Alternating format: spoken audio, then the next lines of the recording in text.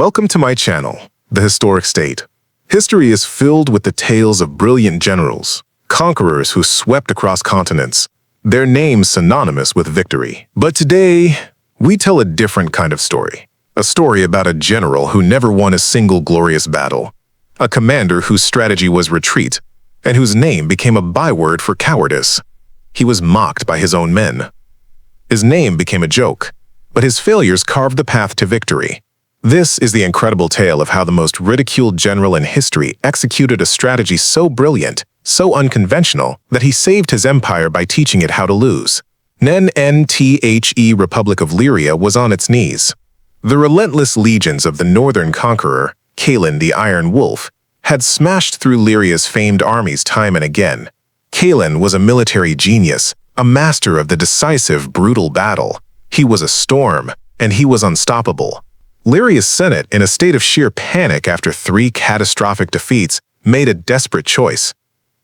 They appointed General Alaric Valerius as supreme commander. Valerius was not a celebrated warrior. He was a quiet, unassuming strategist, a student of history known more for his books than his blade. To the public and the army, his appointment was a sign that the Republic had truly given up hope. Non-General Valerius's background was in logistics and historical analysis.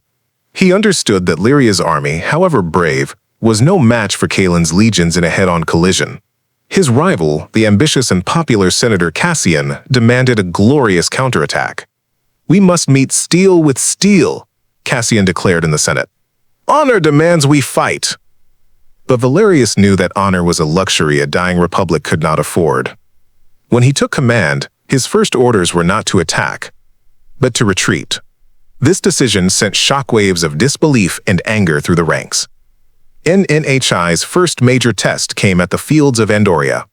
The Lyrian army held the high ground, a perfect defensive position.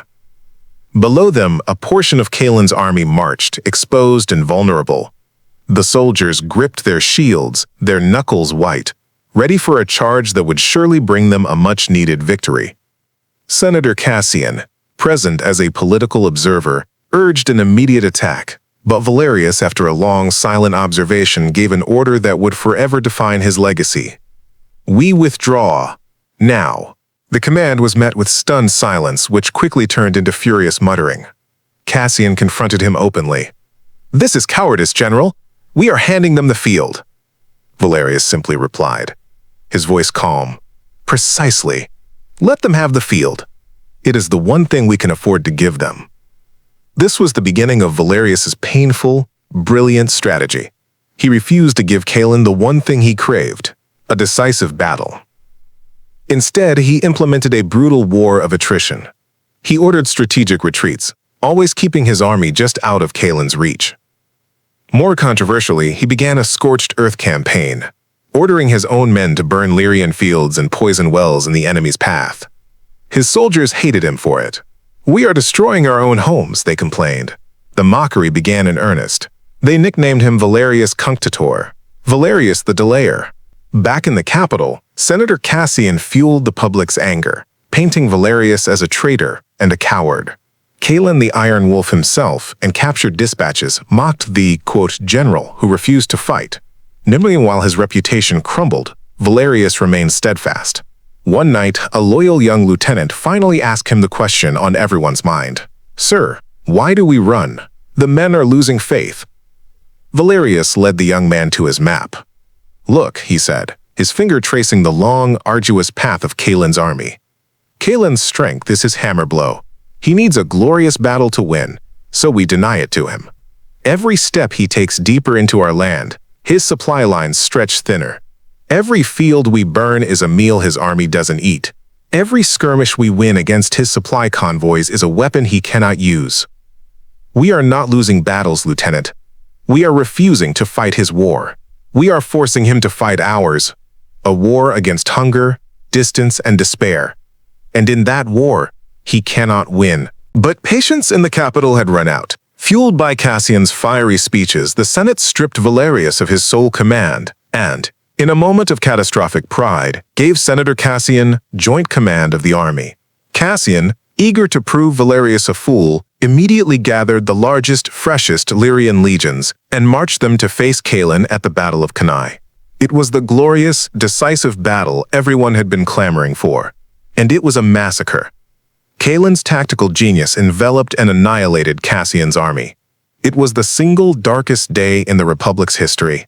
Cassian barely escaped with his life, his pride shattered, his army gone. NTHE defeat at Cannae, while devastating, had a profound effect.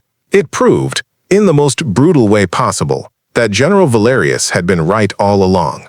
The Republic, now humbled and terrified, reinstated him with absolute authority. And now, the true genius of his strategy was revealed. Calin's army, though victorious, was exhausted, wounded, and critically low on supplies. They were trapped deep in hostile territory as the harsh Lyrian winter began to set in. Their great victory had been their final, fatal mistake.